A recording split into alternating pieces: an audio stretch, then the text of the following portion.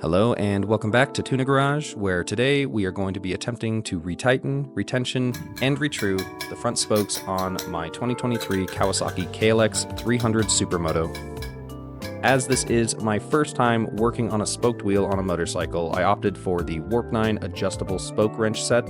Comes with a bunch of different heads for all the different little spoke nipples, as well as the torque wrench and the hand wrench for hand tightening. Now, as this is going to be my first endeavor attempting to really retrue a wheel, I did enlist the help of one of my good buddies, Chris, who not only has featured in some of my other videos before, but has also been much more experienced in the motorcycle industry and has grown up riding dirt bikes and playing music, so he has a much better understanding of how to tension spokes, and his expertise will duly be appreciated throughout this video, as he's really the only one who knows what he's doing.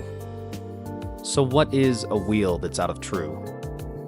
Well, according to Google, a wheel goes out of true when the rim's roundness or alignment is disturbed, often due to an uneven spoke tension or damage to the rim. This can result in a wobble or an uneven side-to-side or lateral movement of the wheel as it spins.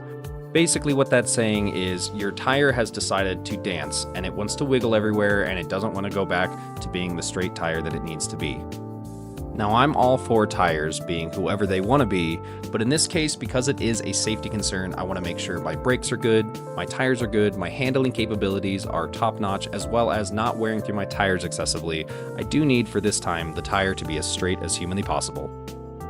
So how does a wheel come out of true, you ask? Well, the answer is really simple. It can be a number of things like road hazards, hitting something with too much impact. The most common, however, that I seem to have found is going to be home DIYers attempting to retension spokes on their own. And as much as I hate to admit it, this project unfortunately is the second time that we have attempted to retrue the front wheel after I myself tried and failed gloriously. And on top of that, after its initial tensioning that I performed by myself, there was a whistling noise, and I couldn't figure out where it's coming from. It sounded like it was coming from the front axle. I tried to measure the brake pads, see if they were maybe rubbing excessively on the brake rotor, but as it turns out, it was actually the spokes rubbing against each other due to their incorrect tensions. Tightness? Whatever.